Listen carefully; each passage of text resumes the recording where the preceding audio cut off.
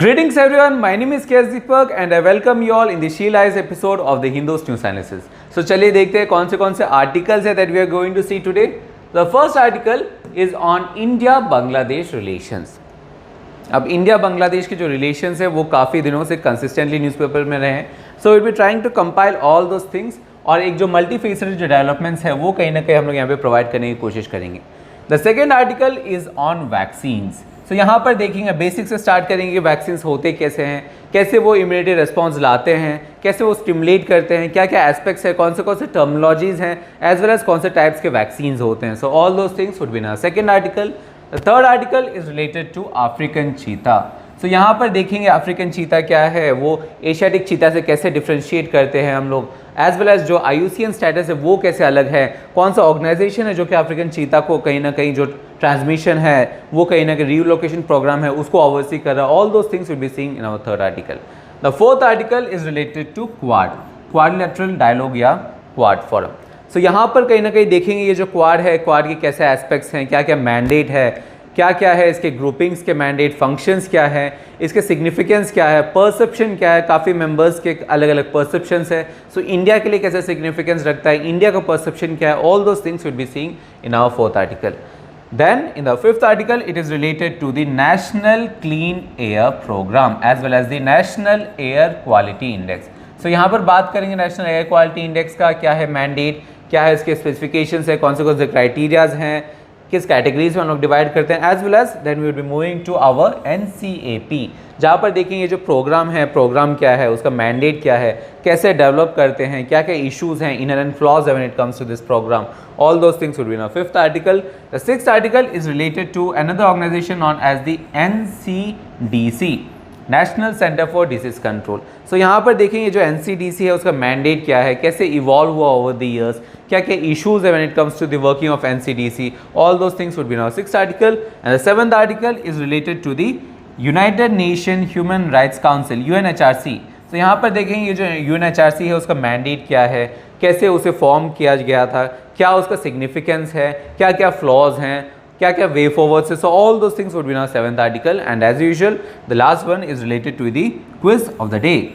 So let's start with the first one which is related to the India Bangladesh ties. अब जैसे मैंने कहा India और बांग्लादेश के जो टाइज है वो काफ़ी टाइम से न्यूज़पेपर में रहे हैं, कंसिस्टेंटली रहे हैं, and that is why we have discussed it in our 10th August video जहाँ पर बेसिक्स कि कौन से इंफ्रास्ट्रक्चर प्रोजेक्ट्स हैं, this Agartala Akhaura rail link, उसका क्या सिग्निफिकेंस है, क्या है उसका mandate, as well as the aspect of Siliguri Parbatipur pipeline, इसका क्या सिग्निफिकेंस है, इंडिया के लिए क्या सिग्निफिकेंस है, एज वेल एज बांग्लादेश के लिए क्या सिग्निफिकेंस है, and also the aspects of water sharing treaties. Water sharing treaties as of now कौन से हैं जो कि ऑन गोइंग हैं, कौन से जो कि अंडर डिस्कशन है तो क्या क्या इश्यूज हैं जिसके कारण वो स्टिल अंडर डिस्कशन है, क्या क्या इरिटेंस है. So all those things I have discussed in the 10th August video. So please refer to the video here. अब इस पर बिल्डअप करते हैं, कुछ नए डेवलपमेंट्स हुए हैं. Now let's start with our first development that is on the Kushiyara river. अब देखते हैं ये जो कुशेरा रिवर है जिसका जिक्र आर्टिकल में है वो क्या है. So let's start with basics. So ये कुशेरा रिवर है that is a distributary river जो कि कहाँ पर है, बांग्लादेश और आसाम में कहीं ना कहीं स्पैन करता है, कहीं ना कहीं फ्लो करता है. अब ये क्या फॉर्म करता है, it forms the India Bangladesh border. जैसे आप देख सकते हैं यहाँ पर ये जो बराक रिवर है, बराक रिवर कहीं ना कहीं डाउनस्ट्रीम में जाकर इट गेट्स डिवाइडेड. ये जो ट्रिब्यूटरीज दो बनाते हैं, एक डिवीजन है that forms the Surma river and the Kushiyara river. So that is something which is return in our second point. Then ये जो वाटर है कुशेरा रिवर के वो कहीं ना कहीं कहाँ ओरिजिनेट करते हैं, in the state of Nagaland. Nagaland में कहीं ना कहीं ओरिजिनेट करता है. Then it picks up the tributaries को इकट्ठा करते हैं वो मणिपुर, देन मिजोरम, देन उसके बाद आसाम, उसके बाद बांग्लादेश, ये क्रॉस करके वो बे ऑफ बंगाल में कहीं ना कहीं वो फॉल करता है. So that is the tributary, that is the route of Kushiyara river which is quite important when it comes to the map based locations. Map based questions कहीं ना कहीं यूपीएससी काफ़ी टाइम से पूछते आया. So a question could arise from the Kushiyara river. Now with that let's move to the next contemporary development that is the hilsa fish. अब देखते हैं ये हिल्सा फिश क्या है. अगेन बेसिक से देखते हैं.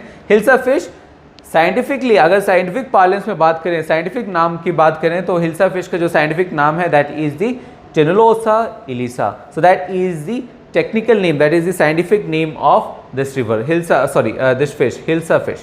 अब ये जो है this fish is an anadromous fish. Now what do you mean by an anadromous fish? तो ये समझिए कि जितनी भी फिशेस हैं उनके माइग्रेशन के काफ़ी सारे तरीके होते हैं। There are types of migrations, और टाइप्स ऑफ माइग्रेशन के बेसिस पे आप फिशेस को भी डिवाइड कर सकते हो। सो टाइप्स ऑफ माइग्रेशन के बेसिस पे बेसिक जो है that is of 4 types that is known as the anadromous life cycle, the protodromous, the amphidromous as well as the catadromous। अब ये 4 तरीके के लाइफ साइकिल्स होते हैं, ये बेसिकली माइग्रेशन के एक तरीके होते हैं। यहाँ पर जो फर्स्ट एस्पेक्ट है एनाड्रोमस लाइफ साइकिल, उसे समझिए। तो यहाँ पर जो फिश होते हैं वो बेसिकली मैराइन वाटर में, मैराइन सिस्टम में कहीं ना कहीं स्ट्राइव करते हैं, वहीं पे वो सर्वाइव करते हैं। देन जब उनके पास ये टाइम हो जाता है, जब वो उनको एग्स ले करने होते हैं, जब उनको रिप्रोड्यूस करना होता है, then they come to fresh water. तो अंडे देने के लिए वो फ्रेश वाटर में आते हैं। देन अंडे जब हैच हो जाते हैं तो जो फिशेस हैं, जो छोटी छोटी मछलियाँ हैं, वो then again they go to the estuary, वहाँ पर वो ग्रो करते हैं। वंस एक लिमिटेड जो एज है वो कहीं ना कहीं वो सस्टेन करते हैं, then they go back to the marine. So ये जो तरीका है, दिस फॉर्म, जहाँ पे जो बड़े फिश हैं वो कहीं ना कहीं मैराइन इकोसिस्टम में रहते हैं। देन जब उनको अंडा देना होता है, then they come to the fresh water and they again go back to the marine. So ये जो तरीका है, इस तरीके को, इस लाइफ साइकिल को क्या कहते हैं? एनाड्रोमस। और जो मछलियाँ जो कि ये लाइफ साइकिल को कहीं ना कहीं फॉलो करते हैं, that fishes are known as what? Anadromous fish. And one example of anadromous fish is the hilsa fish. Next aspect, इसके ये क्या है, इसके एस्पेक्ट्स, ये क्यों इतना न्यूज़ पर है? तो यहाँ पर मेन स्ट्रीम मीडिया में आने का जो कारण है वो 2 एस्पेक्ट्स हैं। फर्स्ट, इसका माइग्रेशन को समझे। तो यहाँ पर जैसे मैंने कहा एनाड्रोमस लाइफ साइकिल, तो यहाँ पर जो हिल्सा फिश है वो भी यही करता है। हिल्सा फिश जो है वो बे ऑफ बंगाल में रहता है। जैसे ही रेनी सीजन आ जाता है, वो क्या करते हैं? वो वेस्टवर्ड मूवमेंट, वो अपस्ट्रीम मूव करते हैं, वो इंडियन रिवर्स की तरफ, अंदर की तरफ आ जाते हैं। वो गंगा में, for example as you can see, Ganga, Padma, the Godavari as well as even Kaveri में भी कहीं ना कहीं हम लोग को प्रूफ मिले हैं। वहीं पे रिकॉर्ड्स हम लोग ने देखे हैं कि कावेरी में भी उनका माइग्रेशन हम लोग कहीं ना कहीं देख रहे हैं। सो ये जो अपस्ट्रीम मूवमेंट है, ये जो वेस्टवर्ड मूवमेंट है, that is something which is peculiar with what? The hilsa fish. अब इसमें अगेन मेन स्ट्रीम मीडिया में आने का कारण ये था because of an major infrastructure project that is known as the Farakka barrage. Farakka barrage जो है वो काइंड ऑफ एक डाम है, छोटे तरीके से डाम कह सकते हैं, एक ऑब्स्ट्रक्शन है, जो कि कहाँ बन रहा है? गंगा में, पर्टिकुलरली दी हुगली रिवर में कहीं ना कहीं बन रहा था ये फराक्का बैरेज। अब इस वजह से क्या है कि ये जो वेस्टवर्ड मूवमेंट है, ये जो अपवर्ड मूवमेंट है, ये कहीं ना कहीं वो कर नहीं सक रहे थे क्योंकि देयर वाज एन ऑब्स्ट्रक्शन। अब इस ऑब्स्ट्रक्शन के कारण इसको कहीं ना कहीं ओवरकम करने के लिए गवर्नमेंट ऑफ इंडिया ने काफ़ी मेजर्स पहले से ले चुके हैं। For example, one of the major was that in 2016 the then union minister, water resource minister जो है, उन्होंने लोकसभा में कहा था कि they are implementing what? Fish ladders. अब ये फिश लैडर्स क्या है? फिश लैडर्स इस तरीके के लैडर्स होते हैं, इस तरीके के छोटे छोटे स्टेप्स होते हैं। जो बैरेज है वो काफ़ी हाइट में होते हैं, तो ये जो हाइट है इसको कहीं ना कहीं क्रॉस करने के लिए क्या करते हैं? ओवर द लेंथ उसको इंक्लाइन के तरीके से छोटे छोटे स्टेप्स बना देते हैं, जहाँ पर जो फिशेस हैं वो जंप करके ये स्टेप्स को कहीं ना कहीं वो क्रॉस कर सकते हैं, वो जो भी ऑब्स्ट्रक्शन है उसे क्रॉस कर सकते हैं। सो इसको हम लोग बोलते हैं फिश लैडर्स। सो ये गवर्नमेंट ऑफ इंडिया ने इम्प्लीमेंट किया था ताकि ये जो माइग्रेशन है वो कहीं ना कहीं ये मैन मेड ऑब्स्ट्रक्शन के कारण, दिस बैरेज के ऑब्स्ट्रक्शन के कारण कहीं ना कहीं वो रुके ना। तो that is something that you should understand from the issue of hilsa fish. Now with that let's move to our next aspect that is on the vaccines. Now ये टेक्निकल टॉपिक है, so please keep your eyes open. So यहाँ पर हम लोग basic से समझते हैं first of all कि वैक्सीन्स क्या है। So what is this vaccine? So vaccine is a biological preparation, एक बायोलॉजिकल प्रिपरेशन है क्या के लिए? That offers active acquired immunity to specific disease. So यहाँ पर जो इम्यूनिटी है वो क्या है? एक्वायर्ड है, वो इनहेरेंट इम्यूनिटी नहीं है, वो आप एक्वायर करते हो, आपको मिला जाता है, and that is active in nature. अब इसमें कुछ जो टर्म्स है जो कि हम लोग रेगुलरली देखते हैं बायोलॉजी में, उसको समझने की कोशिश करते हैं, starting with antibody. So what is this antibody? So antibody एक type of Y shape protein है, वो काइंड ऑफ क्या करता है? वो पर्टिकुलरली इम्यूनी सेल्स कहीं ना कहीं प्रोड्यूस करता है और वो इम्यूनिटी सिस्टम प्रोवाइड करता है बॉडी को। तो वो टाइप ऑफ इम्यूनिटी सिस्टम जो कि प्रोवाइड करता है, जो कि क्या करता है? जो भी पैथोजेंस हैं, जो भी वायरसेस जो कि आपके बॉडी के अंदर घुसते हैं, उसको कहीं ना कहीं मारने के लिए इम्यूनिटी सिस्टम क्या यूज़ करता है? This antibody, that are the Y shape protein. Then इसका ऑपोजिट है एंटीजेंस। जब वायरसेस और पैथोजेंस आपके बॉडी में घुसते हैं तो जो टॉक्सिन्स कहीं ना कहीं वो रिलीज करते हैं, उसे क्या कहते हैं हम लोग? उसे कहते हैं antigens. Then we are having the antigen presenting cell. What do you mean by antigen presenting cell? यहाँ पर these are large group, एक group of cells है, वो क्या करता है, वो particular cellular immune response के लिए कहीं ना कहीं help करता है, trigger करता है। जब भी एंटीजेंस जो है जो बॉडी में घुस जाते हैं तो ये एंटीजन प्रेजेंटिंग सेल्स क्या करता है, वो मेजर करता है, वो काइंड ऑफ किसे ट्रिगर करता है, इम्यून रिस्पॉन्स जो है उसे ट्रिगर करता है, उसे काइंड ऑफ मैसेज करता है बॉडी को कि देखिए ऐसे ऐसा एंटीजन जो है वो बॉडी में एंटर कर चुका है, then we have to release antibody. So that is how the immune system works. Then another thing is the B cell. अब बी सेल क्या है, B cell is a type of immune cell. एक type of immune cell है, वो क्या provide करता है, वो प्रोड्यूस करता है antibodies. Now you know what is antibodies, जो कि एंटीजन को काउंटर करने के लिए या जो भी वायरसेस जो पैथोजेंस जो एंटर कर चुके हैं उन्हें काउंटर करने के लिए, उन्हें न्यूट्रलाइज करने के लिए यूज करते हैं। So it is antibody mediated immuno response. Then another thing is known as the cytotoxic और किलर CD4 T सेल्स। अब यहाँ पर समझे ये कि साइटोटॉक्सिक या किलर CD4 T सेल्स क्या है। ये वो सेल्स हैं जो कि मारते हैं। जैसे मैंने कहा कि यहाँ पर एंटीजन आ जाए तो हम लोग एंटीबॉडी यूज़ करते हैं उनको न्यूट्रलाइज करने के लिए। ये जो सेल्स हैं ये यूज़ करते हैं, these are the cells that kills. जो वायरसेस हैं जो कि इन्फेक्ट हो चुके हैं, जो सेल्स हैं जो कि इन्फेक्ट हो चुके हैं आपके बॉडी के अंदर, उसे मारने के लिए क्या यूज़ करते हैं हम लोग, killer CD4 T sales use करते हैं। अब इसे हेल्प करने के लिए, ये किलर CD4 T सेल्स को हेल्प करने के लिए we are having an helper CD4 T cells. और वो जो हेल्प करने के लिए जो सेल्स को हम लोग क्या कहते हैं, हेल्पर CD4 T सेल्स। सो ये जो है हेल्पर काइंड ऑफ मैसेज करता है किलर CD4 को, और किलर जो है वो काइंड ऑफ मारते हैं जो सेल्स जो कि पहले से इन्फेक्टेड हैं। Then DNA plasmid. So DNA plasmid क्या है, तो ये समझिए कि जो काइंड ऑफ जो सेल है उसके अंदर जो आपका DNA है, द बेसिक DNA जो आप डायग्राम में बनाते हो that is the chromosomal DNA। Chromosomal DNA के साथ साथ you also have the extra chromosomal DNA। अब ये जो एक्स्ट्रा क्रोमोसोमल DNA है उसे क्या कहते हैं, it is known as the DNA plasmid. ये अपने तरीके से वो रेप्लिकेट कर सकता है, so that is DNA plasmid. Another thing is immune system. अब अभी तक आपको समझ में आ गया होगा इम्यून सिस्टम क्या है। सो इम्यून सिस्टम क्या है, एक सिस्टम जो कि प्रोटेक्ट करता है अगेंस्ट द वायरसेस और द पैथोजेंस जितने भी है, एक्सटर्नल एजेंट्स है उसके अगेंस्ट प्रोटेक्ट करता है। So this is a network of cells, is a network of complex network of cells and proteins जो काइंड ऑफ इन्फेक्शन के अगेंस्ट काउंटर करता है, प्रोटेक्ट करता है बॉडी को। Then another thing is the viral vector. So what is this viral vectors? So viral vectors are tailored virus for the delivery of infective viral gene. ये क्या है, ये काइंड ऑफ आप टेलर कर सकते हो, दिस इज मैनेज। ये structured एक वायरस है जो कि आप पर्टिकुलरली किसके लिए यूज़ कर रहे हो, तो डिलीवर करने के लिए इन्फेक्टिव जो वायरल जीन है उसे डिलीवर करने के लिए जो वेक्टर्स वायरसेस यूज़ करते हैं उसे आप क्या कहते हो, viral vectors. So this is something जो कि आपको समझना है when you have to understand the aspect of immune response. अब देखते हैं कि इम्यून रिस्पॉन्स कैसे काम करते हैं। So I think now you understand कि इम्यून सिस्टम क्या है, इम्यून रिस्पॉन्स क्या है। सो यहाँ पर हर एक जो एस्पेक्ट है उसके कोई ना कोई एक पर्टिकुलर प्रोटीन रहता है, एक एंटीजन रहता है। Now you know what is an antigen. तो ये जो टॉक्सिन है वो वैरी करता है virus to virus, bacteria to bacteria. यहाँ पर जो कोविड के जो वायरस थे उसे हम लोग कहते हैं SARS, SARS-CoV-2। This is the technical name of the virus that causes COVID, जिसे हम लोग corona virus basically common parlance में कोरोना वायरस जिसे कहते हैं। अब ये जो कोरोना वायरस है इसका नाम क्यों पड़ा, क्योंकि इसमें जो है इसमें स्पाइक्स हैं, इसमें कोरोना टाइप ऑफ स्पाइक्स हैं और उसे हम लोग कहते हैं स्पाइक प्रोटीन्स। और ये जो स्पाइक प्रोटीन्स हैं दे आर एंटीजेंस। एंटीजेंस क्या है, वो टॉक्सिन्स जो थे, that toxin is what, this spike proteins. अब ये जो स्पाइक प्रोटीन्स है, this is the disease crossing virus. ये काइंड ऑफ बॉडी में घुसते हैं, वो रेप्लिकेट करते हैं, मल्टीप्लाई करते हैं, रिप्रोड्यूस करते हैं। देन जब ऐसा होता है तो जो एंटीजन प्रेजेंटिंग सेल है उन्हें पता चलता है कि अच्छा चलो एंटीजन ऐसा डेवलप हुआ है, वायरस काइंड ऑफ इन्फेक्ट किया है बॉडी को। देन दे क्या, वो हेल्पर टी सेल जो है, हेल्पर टी सेल को काइंड ऑफ बताते हैं कि देखिए ऐसे ऐसे जो इन्फेक्टेड डिसीज़ हैं, ऐसे ऐसे जो इश्यूज़ हैं वो काइंड ऑफ बॉडी के अंदर घुस चुके हैं। Then this helper T cells messages the killer CD4 cells, killer CD4 cells को बताते हैं and killer CD4 cells then kills the infected virus. So that is known as the cell mediated immunity, as well as you can also have antibody mediated immunity, जहाँ पर अगर आप particular कोई antibody आपको डाल दिया जाता है या फॉर एग्जांपल जैसे बुखार आता है तो आप कोई मेडिसिन लेते हो, that of antibody mediated immunity could also be there.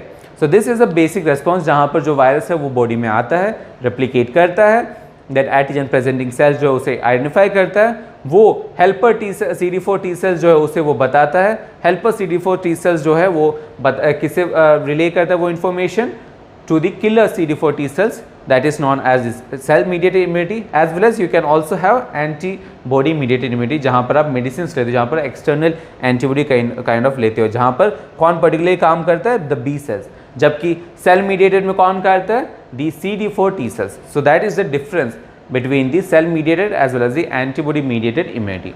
अब इस बारीकियों को समझने के बाद नाउ लेट्स सी कि कौन से टाइप्स के वैक्सीन्स होते हैं। अब क्योंकि वैक्सीन्स का काम क्या है, जैसे आपने यहाँ पर देखा ये जो प्रोसेस है, ये प्रोसेस को काइंड ऑफ स्टिमुलेट करने के लिए, ये प्रोसेस को काइंड ऑफ स्टिमुलेट करने का काम क्या करता है, वैक्सीन्स करता है।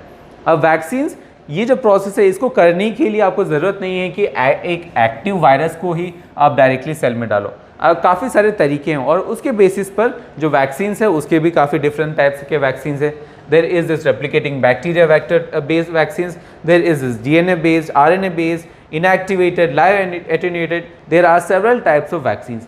So इनके बारीकियों को थोड़ा समझते हैं, let's dwell into the details. Starting with the live attenuated vaccine, the first one. अब live attenuated vaccine से आपको नाम से ही समझ में आ रहा होगा कि यहाँ पर क्या है, यहाँ पर जो वायरस हैं वो लिविंग होते हैं। जो वायरस है वो actual virus, for example Covid है तो कोरोना वायरस जो है जिसे हम लोग कहते हैं SARS-CoV-2, ये जो वायरस है ये वायरस को एज इट इज़ बॉडी में डालते हैं, पर एज इट इज़ बॉडी में डालेंगे तो उसके आफ्टर इफेक्ट्स काफ़ी सारे हो सकते हैं। तो क्या करते हैं, उसे वीकन करते हैं, उसे कमज़ोर कर देते हैं, कमज़ोर करके बॉडी में डाल देते हैं। So that is a type of, जैसे कि आप यहाँ पे देख रहे हो, the disease causing virus is weaken, वो वीकन हो जाता है, उसके बाद वो आप वैक्सीन को डालते हो तो then this antigen presenting cells, जो आपने पहले भी देखा एंटीजन प्रेजेंटिंग सेल्स देखता है, then it messages toward the helper CD4 T cells and the same process goes on. So that is another way, that is one way. You can also have inactivated vaccines. यहाँ पर जैसे आप living viruses में को डालते थे, यहाँ पर ये ज़रूरत नहीं है कि आप लिविंग वायरस को डालो। आप क्या कर सकते हैं, आप डिसीज कॉजिंग जो वायरस है, जो भी वायरस है उसको क्या कर सकते हो, उसको आप केमिकल्स के थ्रू या हीट के थ्रू आप मार सकते हो। You can inactivate them, the dead और किल्ड वायरस, उसके बाद आप वैक्सीन में डाल सकते हो। So that type of vaccine is known as inactivated virus vaccine. Then you are having the replicating viral vector vaccines. इसमें क्या होता है, अब इसमें ये समझिए कि यहाँ पर जो डिसीज कॉजिंग वायरस जो है उसको, उसके जो बेसिक जो जीन है, जो बेसिक एलिमेंट है जो कि ये इन्फेक्शन कॉज करता है, उसको क्या करते हैं, उसको हम लोग कोई भी लो पैथोजेनिक वायरस में डाल देते हैं। So there is an addition, there is an aspect जहाँ पर जो भी एस्पेक्ट है, जो बेसिक आपका जो इन्फेक्टियस जीन है उसको क्या कर रहे हो आप, उसको आप लो पैथोजेनिक वायरस में डाल रहे हो। Then this low pathogenic virus जो है उसे हम लोग क्या कहेंगे, उसे हम लोग कहेंगे viral vector. You understand that this is an tailored. यहाँ पे क्यों इसे वायरल वेक्टर कह रहे हैं, क्योंकि ये टेलर्ड है। यहाँ पर आपने जो डिसीज कॉजिंग वायरस है उसके अब एक एस्पेक्ट को आपने इंक्लूड किया है। सो दिस इज टेलर्ड, ये आप टेलर किए हो। क्यों, क्योंकि यहाँ पर ये जो टेलर्ड है इसको आप क्या कर सकते हो, इसको आप सेम तरीके से just in case of live attenuated vaccine या इनएक्टिवेटेड वैक्सीन की तरह यहाँ पे आप क्या कर सकते हो, यहाँ पे ये जो आपका लो पैथोजेनिक वायरस था वो देन बॉडी में जाएगा, वो देन बताएगा जो एंटीजन जो आपके जो सेल्स होते हैं वो कहीं ना कहीं इम्यूनिटी रिस्पॉन्स को स्टिमुलेट करेगा और जो मेमोरी है वो काइंड ऑफ आपको बरकरार रखेगा। So that is something when it comes to the replicating virus as well as the non replicating virus. The same process goes for the non replicating, but इसमें फ़र्क क्या है, फ़र्क इज ओनली वन थिंग कि ये जो difference है that is कि रेप्लिकेटिंग वायरस में यहाँ पर जैसे आपको नाम से आपको पता चल रहा है दिस रेप्लिकेटिंग वायरस मीन्स आप रेप्लिकेट कर सकते हो। सो यहाँ पर जो रेप्लिकेटिंग है वो सेल्स के अंदर में ही, सेल्स के बॉडी के अंदर में ही वो रेप्लिकेट कर सकता है, बट नॉन रेप्लिकेटिंग में वो रेप्लिकेट नहीं कर सकता। That is the only difference. Otherwise replicating viral vector vaccine and non replicating viral vector vaccine is similar. With that, now let's move to our DNA vaccines. अब DNA vaccines में क्या है, DNA vaccines में जो आपका particular gene है, जैसे कि द जीन और द SARS-CoV-2, ये जो एंटीजन है इसका जो जीन है इसको आप क्या करते हो, इसको आप निकालते हो, then it is placed into an DNA plasmid. Now you understand what is this DNA plasmid. उसको आप सेल के अंदर डालते हो, ये जो DNA है वो DNA कन्वर्ट होता है, वो टूटता है mRNA में। mRNA क्या करता है, जो कि एक मैसेंजर RNA है, देन वो प्रोटीन बनाता है। That protein is what, the antigen, the toxin, जिसके बाद हम लोग करते हैं। ये जो टॉक्सिन है, ये टॉक्सिन फिर क्या करता है, सेम सेल के जो इम्यूनिटी रिस्पॉन्स है वो काइंड ऑफ स्टिमुलेट करता है। Similarly we are having the RNA। तो यहाँ पर जो प्रोसेस, जहाँ पर DNA टूटकर mRNA बन रहा है, mRNA टूटकर जो प्रोटीन बन रहा है, ये प्रोसेस को काइंड ऑफ शॉर्टन कर सकते हैं RNA वैक्सीन में, जहाँ पर पर्टिकुलरली जो मैसेंजर RNA है उसे हम लोग यूज़ करते हैं। सो यहाँ पर डायरेक्टली जो मैसेंजर आरएनए हैं, मैसेंजर आरएनए डायरेक्टली रेप्लिकेट करते हैं, सेल्फ रेप्लिकेट करते हैं और वो एंटीजन बनाते हैं। यहाँ पर डीएनए से आरएनए टूटने का कोई जिक्र नहीं है, क्योंकि यहाँ पर डीएनए को आप इन्वॉल्व कर ही नहीं रहे हो, आप डायरेक्टली किससे काम कर रहे हो, आरएनए वैक्सीन के। और then same you are having that immunity response. And the last one is a sub unit. अब यहाँ पर जो है आप आइदर वायरसेस को ले रहे हो या उसके डीएनए ले रहे हो। ये भी कर सकते हो कि यहाँ पर जो प्रोटीन्स है, जिसे हम लोग कहते हैं जो स्पाइक प्रोटीन्स, उसे सिर्फ आप निकाल के क्या कर सकते हो, आप सेम इम्यूनिटी रिस्पॉन्स आप ला सकते हो। एंड दैट एस्पेक्ट जहाँ पर एंटीजन के कोई एक पर्टिकुलर प्रोटीन को, कोई एक पर्टिकुलर एस्पेक्ट को आप निकाल रहे हो, एक सब यूनिट को निकाल रहे हो और आप उसको वैक्सीन में डाल रहे हो, उससे उस टाइप के वैक्सीन को क्या करते हैं हम लोग, सब यूनिट वैक्सीन। जैसे कि कोविड के टाइम पे कोविड का जो वायरस है SARS-CoV-2, उसका जो स्पाइक प्रोटीन है उसको आप यूज़ कर रहे हो अगर वैक्सीन में, then it is known as the sub unit vaccine. और यहाँ पर सिर्फ और सिर्फ उसको आप सिंपली जो स्पाइक प्रोटीन है उसको आप रखोगे, सो वो डिजेनरेट कर जाएगा और उसका जो इम्यूनिटी रिस्पॉन्स है वो भी स्ट्रॉन्ग नहीं होगा। तो इसीलिए हम लोग क्या करते हैं, उसके साथ हम लोग एडजुवेंट जो है, एडजुवेंट हम लोग ऐड करते हैं। So let's see now move into the much detail aspect of this vaccines. अब यहाँ पर अगर आप कंपेयर करना चाहें कि कौन से वैक्सीन जो हैं हम लोग किस बेसिस पे कौन सा वैक्सीन को डेवलप करें और कौन सा वैक्सीन दूसरे वैक्सीन से कैसे बेटर है, उसको समझने के लिए ये ग्राफ को देखें। सो यहाँ पर one aspect is the immunogenicity. Now what is this immunogenicity? Let me tell you the definition. So it is the ability of a particular substance such as the antigen to provoke a immune response. So यहाँ पर जो ability है एक antigen का, ताकि आप ये जो इम्यूनिटी रिस्पॉन्स है वो आप प्रोवोक कर पाओ, वो आप स्टिमुलेट कर पाओ, उस एबिलिटी को क्या कहते हैं हम लोग, इम्यूनोजेनिसिटी कहते हैं। दूसरा एस्पेक्ट है tolerability. What is this tolerability? Tolerability मतलब कि जो एडवर्स इफेक्ट हैं, जब आपको जो एंटीजेंस है वो अंदर चले जाते हैं बॉडी के, तो जो एडवर्स इफेक्ट्स है उसको क्या कहते हैं हम लोग, टॉलरेबिलिटी। सो यहाँ पर अगर आप एक्स एंड वाई एक्सिस में टॉलरेबिलिटी और इम्यूनोजेनिसिटी को अगर आप प्लॉट करो, तो यहाँ पर सबसे ऊपर आएंगे the replicating the live attenuated pathogens, they are quite low in their tolerability, that means adverse effects हो सकते हैं। वेर एज अगर आप हायर वर्जन्स की तरफ जाओ, सब यूनिट की तरफ जाओ या प्यूरिफाइड एंटीजेंस की तरफ जाओ, तो उनकी जो टॉलरेबिलिटी है वो काफ़ी हाई होते हैं, but at the same time ये जो इम्यूनोजेनिसिटी है वो काइंड ऑफ कम हो जाता है। So that is the aspect when you have to compare this vaccines. Another thing, जैसे मैंने सब यूनिट वैक्सीन्स के टाइप पे कहा था कि ये जो स्पाइक प्रोटीन्स है, स्पाइक प्रोटीन्स को हम लोग सिर्फ और सिर्फ अकेले नहीं डालते हैं, उसके साथ what we add is adjuvant. अब ये जो एडजुवेंट है इसका काम क्या है, the addition of adjuvant makes enhances the immunity response, immunity response को वो एनहांस करते हैं। सो वैक्सीन्स में हम लोग एडजुवेंट्स ऐड होता है, उसमें एडिटिव्स होते हैं, स्टेबलाइजर्स होते हैं जो कि स्टेबलाइज करता है, you are having the preservatives, trace components जो कि रेसिडुअल है वो होता है, and you are having water. So these are the basic components जो कि वैक्सीन में रहते हैं। With that now let's move to our next aspect, that is on the African cheetah. अब यहाँ पर जो अफ्रीकन चीता का जो एस्पेक्ट है, that has been there in quite few times, काफ़ी टाइम से वो न्यूज़पेपर में रहा है, it has been consistently there, and that is why we have covered this topic in quite details in our 8 August video, जहाँ पर again basics है कि अफ्रीकन चीता का इशू क्या है, how it is different from Asiatic cheetah, as well as African cheetah का जो IUCN status है, IUCN स्टेटस क्या है, वैसे ही एशियाटिक चीता का IUCN स्टेटस क्या है, इसका कौन सा ऑर्गेनाइजेशन है जो कि इसको ओवरसी कर रहा है, कौन सा ऑर्गेनाइजेशन जो कि रीलोकेशन प्रोग्राम को देख रहा है, उस ऑर्गेनाइजेशन की क्या क्या मैंडेट है और कौन से चीज़ें हैं जो कि वो ऑर्गेनाइजेशन देख रहा है, all those things we have discuss in the 8 August video. So please refer to the video to have an understanding of the topic. With that now let's move to our next topic, that is on the Quad. अब यहाँ पर quad जो है, again quad भी काफ़ी time से news पर रहा है, so we have cover this Quad in our 3 September video, जहाँ पर ये क्वाड है क्या चीज़, ये क्या है, काफ़ी टाइम से क्वाड हम लोग सुनते हैं, क्वाड क्या ऑर्गेनाइजेशन है, ग्रुपिंग है तो किस तरीके का ग्रुपिंग है, उसके परसेप्शन क्या है, इंडिया क्या समझता है क्वाड को लेके, चाइना क्या समझता है, US कैसे क्या समझता है, जापान क्या समझता है, all those things, as well as कि इंडिया के लिए क्या सिग्निफिकेंस रखते हैं क्वाड, बाकी कंट्रीज़ के लिए क्या सिग्निफिकेंस रखते हैं, इंडो पैसिफिक में जितने कंट्रीज हैं उसके लिए क्या सिग्निफिकेंस रखते हैं, all those aspects I discussed in the 3 September video. So please refer to the video here to an understanding of this quad. With that, now let's move to our next article, that is on the NCAP, that is the National Clean Air Program, as well as the NAQI, National Air Quality Index.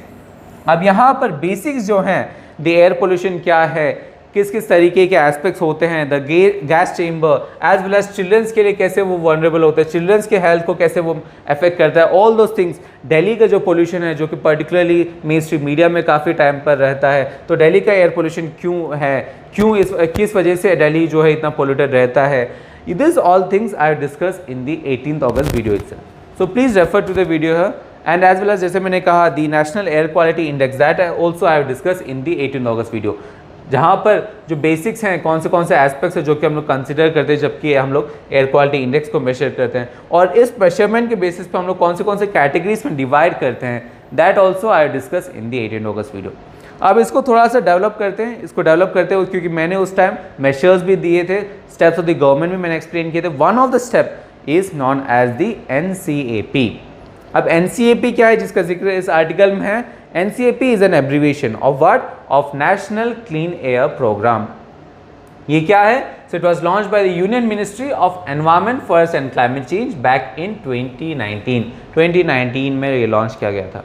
Then it is the first ever effort of a country to frame a national framework for air quality management। So एक national framework बनाना है air quality management के लिए, उसके लिए एक first ever effort था कोई भी एक country का। But at the same time ये जो effort है, normal efforts काफ़ी countries ने किए हैं, but this effort first ever क्यों है? Because it is a time bound manner, time bound reduction target का मैनेजमेंट क्राइटेरिया है, एक फ्रेमवर्क है, that is known as the NCAP। यहाँ पर ये देखते हैं इसका जो काम है, इसका मकसद क्या है? ये जो मकसद है that is to reduce the concentration reduce करने के लिए किसका? कोर्स पार्टिकल्स का, बड़े पार्टिकल्स का। For example the particulate matter 10 PM10 या fine particles, for example the PM2.5। ये जो है, ये जो पार्टिकल्स के जो कंसंट्रेशन है उसे रिड्यूस करें कितने हद तक? At least 20%। At least 20% of what? At least 20% of the concentration जो कि थे 2017 में। और कब तक? क्योंकि हम लोग ने यहाँ पे बोला है टाइम बाउंड मैनर, कब तक? बाई नेक्स्ट 5 years, नेक्स्ट 5 साल, 2019 से नेक्स्ट 5 साल के अंदर हम लोग 20% रिड्यूस करेंगे ऑफ व्हाट? 2017 में जो कंसंट्रेशन था उसके बेसिस पर 20% रिडक्शन करेंगे किसका? Concentration of coarse particle as well as fine particles का। देन लेट्स सी कि इसकी जो एम है, क्या क्या एम है इसके? So aim is multifaceted. यहाँ पर yes, air quality monitoring is one of the aspects that you can see in our first aim. At the same time capacity build करें और पब्लिक अवेयरनेस रेज करें। So this is also the aim of NCAP। Along with that देखते हैं, जैसे मैंने कहा ये जो NCAP है, NCAP is first ever time है जो कि कोई कंट्री ने ऐसा अटेम्प्ट किया है। सो इस वजह से इसका मैंडेट है, रिस्पॉन्सिबिलिटी भी काफ़ी ह्यूज है। इस वजह से कोई एक मिनिस्ट्री जो है, एनवायरमेंट मिनिस्ट्री सिर्फ पर्टिकुलरली इसको इम्प्लीमेंट अच्छी तरीके से नहीं कर सकता। That is why this programme is a joint collaboration of various ministries. यहाँ पर आप देखें कि रोड मिनिस्ट्री है, न्यू रिन्यूएबल मिनिस्ट्री है, petroleum ministry, heavy industry, health, agriculture, NITI Aayog, this CPCB, सब मिलकर एक जॉइंट कोलैबोरेशन से काम करते हैं ताकि जो NCAP है, NCAP काइंड ऑफ एक सक्सेस हो पाए। So that is the aspect of NCAP. Now with that, let's move to our next aspect, that is on the NCDC, that is the National Center for Disease Control. आप समझते हैं ये NCDC क्या है? Again basic से start करते हैं। So NCDC is an abbreviation of what? National Center for Disease Control. That is the abbreviation of NCDC. That is the full form of NCDC. Now NCDC क्या है? NCDC का जो primary function था, remember I am telling था, जो था that was to have a center of excellence for control of communicable diseases. So initially जो है NCDC का जो काम था वो क्या था? communicable diseases को kind of control करें, और क्योंकि उनका जो प्राइमरी काम था communicable diseases को कंट्रोल करे एज वेल एज उसके ऊपर इकट्ठा करे, जो डाटा है वो इकट्ठा करे। दैट इज वाई इससे पहले NCDC से पहले इसका जो नाम था, ये ऑर्गेनाइजेशन का नाम क्या कहते थे? That was known as the national institute of communicable diseases, जब ये पार्टिकुलरली कम्युनिकेबल डिसीजेस से डील करते थे। देन ओवर द ईयर ज़रूरत जो है वो महसूस हुई, तो हम लोग ने क्या किया, इसका जो मैंडेट है, मैंडेट को हम लोग ने एक्सपैंड किया। नाउ एज ऑफ नाउ ये सिर्फ और सिर्फ कम्युनिकेबल डिसीज नहीं बट नॉन कम्युनिकेबल डिसीजेस को भी इंक्लूड करते हैं, उसको भी देखते हैं, उसको भी सर्वेलेंस, प्रिवेंशन और कंट्रोल करते हैं। And that is why this NICD जो है, जिसे हम लोग कहते थे national institute of communicable disease, उसे रीनेम करके क्या रखा गया? The NCDC, national centre for disease control. Then administrative control किसके हाथ में है? Administrative control is under the Indian directorate general of health services. ये किसके अंडर आता है? The ministry of health and family welfare. अब देखते हैं इसके स्कोप क्या क्या है। The first scope is to investigate करे जितने भी डिसीजेस हैं, आउटब्रेक्स हैं इन एन कंट्री। अगर कोई डिसीज है, आउटब्रेक हुआ है तो कौन सा डिसीज है, क्या क्या एस्पेक्ट्स हैं उसके, कितना है extend, all those things we have to investigate. As well as we have to look into the areas of training भी प्रोवाइड करें, रिसर्च प्रोवाइड करें, आप एक्सपर्टीज सजेशंस प्रोवाइड करें स्टेट्स और यूनियन टेरिटरीज को कैसे काउंटर किया जाए। एज वेल एज आप डायग्नोस्टिक सर्विसेज को भी कहीं ना कहीं हेल्प करें, आप सर्वेलेंस को कहीं ना कहीं चुस्त दुरुस्त करें, एज वेल एज जो रिसर्च है उसको भी आप इंटीग्रेट करें, उसको आप एक्सेलरेट करें। So these are the scopes of NCDC. So you can see how multifaceted the scope of NCDC is. That is why this organization, this body is quite important from India's health structure. With that, now let's move to our next aspect, that is on the UNHRC, that is the United Nations Human Rights Council. अब यहाँ पर जो United nation human rights council वो भी हम लोग ने discuss कर चुके हैं हम लोग पहले in our yesterday's video, that is the 6 September video जो है वहाँ पर मैंने बेसिक से समझा दिया था कि UNHRC क्या है, कैसे उसके मैंडेट है, कौन से मेंबर्स हैं, उसको किस बेसिस पे हम लोग वो मेंबर्स को एलेक्ट करते हैं, अगर आप एलेक्ट करते हैं कौन एलेक्ट करता है, कैसे एलेक्ट करता है, कितने टर्म्स के लिए एलेक्ट करते हैं, एलेक्ट करते हैं तो उसको सस्पेंड करना होगा तो क्या प्रोसीजर है, रिनाउंस करना होगा तो क्या प्रोसीजर है, क्या क्या फ्लॉज हैं, क्या क्या इश्यूज है when it comes to the operation of UNHRC. So all those things I have discuss in the 6 September video only. सो please refer to the video ताकि ये जो कंटेम्प्रेरी हैपनिंग्स है, ये जो डेवलपमेंट है उसको आप बेसिक्स जो है वो आप समझ पाएँ. Now with that let's see the quiz of the day. So both these questions are related to biology. The first question is related to the diseases that can be transmitted via infectious diseases. Sorry, that cannot be. So please remember it is cannot. That cannot be transmitted via infectious droplets. So please try to attempt this question. Where the second one is related to MRI, that is the magnetic resonance imaging. तो यहाँ पर please try to attempt this question and as usual ये जो questions हैं इसके answers along with the explanations in the form of PDF, जो link है आपको वीडियो के डिस्क्रिप्शन में मिल जाएगा, एज वेल एज जो PPT है उसको भी in the form of an PDF that will get as an soft copy in our Telegram group. So if you haven't join our Telegram group please do join and the link जो है वो आपको video के description में मिल जाएगा. So I hope this analysis was beneficial for you guys. We'll be keeping that hard work for you guys. At the same time, work hard, study hard, but most importantly, stay safe. We'll be doing the same for you guys. See you tomorrow.